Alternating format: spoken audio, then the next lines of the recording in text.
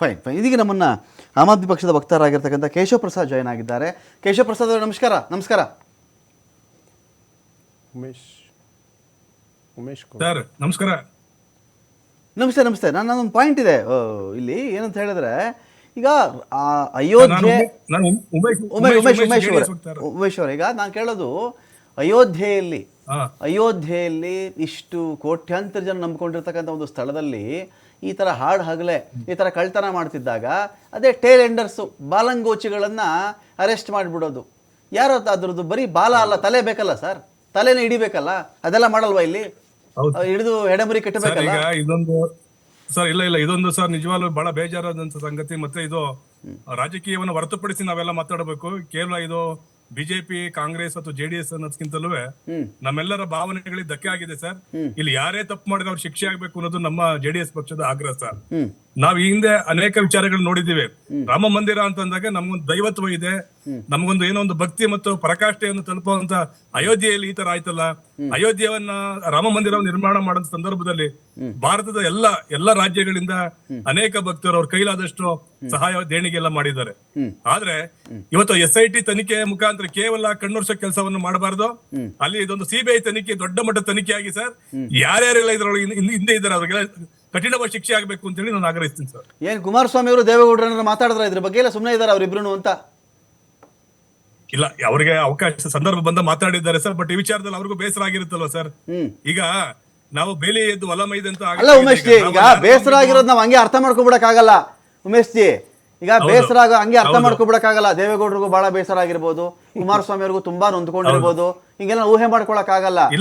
Action speaks louder ಅಂತ ಅಲ್ರಿ Umesh G, action ಬೇಕಲ್ವೇನ್ರಿ? Action ಇಲ್ಲ, ಏನ್ ಬಾಯಿಗೆಲ್ಲ ಬೀಗ ಹಾಕೊಂಡ್ಬಿಟ್ಟಿದಾರ ಈಗ ಅವರು? ನಾವು ಮಿತ್ರ ಪಕ್ಷದಲ್ಲಿ ಸರ್, ನಾವು ಕೇಂದ್ರ ಸರ್ಕಾರವನ್ನು ಒತ್ತಾಯ ಮಾಡ್ತೀವಿ. ಇದ್ರೊಳಗೆ ಯಾರಾದ್ರೂ ಏನಂತೆ ಮುಲಾಜೆ ಇಲ್ಲ ಇದ್ರಲ್ಲಿ. ಯಾರು ತಪ್ಪು ಮಾಡಿ ನೀವ್ ಹೇಳಿದ ಬಾಲಗೋಚಿಗಳ 8 ಜನ ಅರೆಸ್ಟ್ ಮಾಡೋದಲ್ಲ, ಅಲ್ಲಿ ಪ್ರಮುಖರು ಯಾರ್ಯಾರಿದ್ದಾರೆ ಇವತ್ತು ಹೇಳಿದ್ದಾರೆ. ರಾಮ ಭಕ್ತರಿಗೆ ನೋಡಿ ಅನೇಕ ಜನ ಒಂದೊಂದು ಕೋಟಿ ಕೊಟ್ಟಿದ್ದೀವಿ. 200 ಇಟ್ಟಿಗೆಗಳು ಚಿನ್ನ ಬೆಳ್ಳಿ ಇಟ್ಟಿಗೆಗಳು ಮಾಯ ಆಗಿದಾವೆ, ರಶೀದಿಗಳು ಸಿಗ್ತಾ ಇಲ್ಲ. ಅಲ್ಲಿನ ಬುಕ್ಲೆಟ್ ಸಂಜಯ್ ರಾವತ್ ಹೇಳ್ತಾ ಇದ್ರು ಉಮೇಶ್ ಜಿ, ಸಂಜಯ್ ರಾವತ್ ಹೇಳ್ತಾ ಇದ್ರು ಕೋಟಿ ಗಟ್ಟಲೆ ದೇಣಿಗೆ ಕೊಟ್ಟಿದ್ದೀವಿ ಶಿವಸೇನೆಯಿಂದ, ಒಂದಕ್ಕೂ ರಸೀದಿ ಕೊಡ್ಲಿಲ್ಲ ಇವರು ಅಂತ. ಯಾರ ಮನೆಗೆ ಹೋಯ್ತಿ ಬೆಳ್ಳಿ ಇಟ್ಟಿಗೆ? ಇವ್ರ ಮನೆ ಕಟ್ಸ್ಕೊಂಡ್ಬಿಟ್ರ ಅಂತ ಅದ್ರಲ್ಲಿ? ಅಲ್ಲ ಸರ್, ಇದು ಏನಾಗಿದೆ ಅಂತಂದ್ರೆ ಇದಕ್ಕೊಂದು ವ್ಯವಸ್ಥಿತವಾದ ಷಡ್ಯಂತ್ರ ಆಗಿದೆ. ಬಟ್ ಇವತ್ತು ಏನಾಗಿದೆ ಅಂದ್ರೆ ಈ ದೇವಸ್ಥಾನಗಳ ನೋಡಿ, ಇದೊಂದು ಅಯೋಧ್ಯೆ ಅಷ್ಟೇ ವಿಚಾರ ಅಲ್ಲ ಸರ್. ಹಿಂದೆ ತಿರುಪತಿಯಲ್ಲಿ ಈ ತರ ಆಗಿತ್ತು, ಪದ್ಮನಾಭ ಟೆಂಪಲ್ ಅಲ್ಲಿ ಆಗಿತ್ತು, ಕೇರಳದಲ್ಲಿ ಅಯ್ಯಪ್ಪ ಸ್ವಾಮಿ ಟೆಂಪಲ್ ಅಲ್ಲಿ ಆಗಿದೆ, ಅಲ್ಲಿಂದ ಅವರು ನಮ್ಮ ಮಧುರ ಮೀನಾಕ್ಷಿ ಟೆಂಪಲ್ ಈ ತರ ಎಲ್ಲ ಹಗರಣಗಳಾಗಿದ್ದಾವೆ ಸರ್. ಇದು ಹಿಂದೂಗಳ ಭಾವನೆಗಳಿಗೆ ಬಹಳ ದೊಡ್ಡ ಧಕ್ಕೆ ಆಗಿದೆ. ನಾವಿವತ್ತು ಬೇರೆ ವಿಚಾರಗಳನ್ನ ಖಂಡಿಸಂತ ಸಂದರ್ಭದಲ್ಲಿ ಏನ್ರಿ ನಿಮ್ಮ ಅಯೋಧ್ಯೆಯಲ್ಲಿ ಈಗ ಕಾಂಗ್ರೆಸ್ ಒಂದು ಅಸ್ತ್ರ ಆಗ್ಬಿಟ್ಟು ಸರ್. ಈಗ ಇದು ಕಾಂಗ್ರೆಸ್ ಪಕ್ಷದವ್ರಿಗೆ ಈಗ ಏನಪ್ಪ ಇದ್ಕಿದ್ದಂಗೆ ಈಗ ಇವರು ಬಿಜೆಪಿ ರಾಮ ಅಂತಿದ್ರು, ಅಯೋಧ್ಯೆಯಲ್ಲಿ ಹಿಂಗ್ ಆಯ್ತಲ್ಲ ಅಂತ ಹೇಳಿ ಅದೊಂದು ಅಸ್ತ್ರ ತಗೊಂಡಿದ್ದಾರೆ.